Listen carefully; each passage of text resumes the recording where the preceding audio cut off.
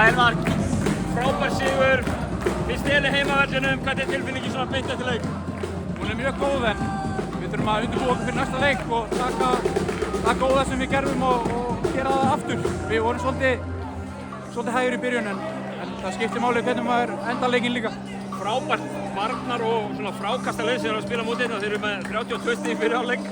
Hvernig hvernig er að eiga við svona skilningslið? Ég meina Valur eru ekkert nýtt lið í þessu sko. Þetta er hörkulið sem við erum að berjast á móti og þetta er bara að gegja að fá svona lið í fyrstu róndu og sjá hvar við stöndum á móti svona liði sem hefur orðið Íslandsmeistari síðustu, tvisvar sinnum síðustu 5 ár.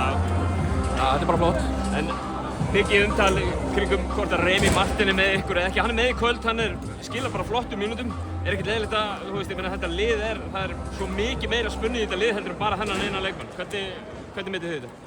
Sko, ég veit alveg hvað er ætlast við á honum og ég veit hvað ég býst við á honum og ég er ekkert ósáttur með eitthvað hann er ekki búinn að spila einhverja leiki eða eitthvað. Bara að hann sé hérna með okkur núna er það sem skiptir mestu máli. Einn leikur kominn.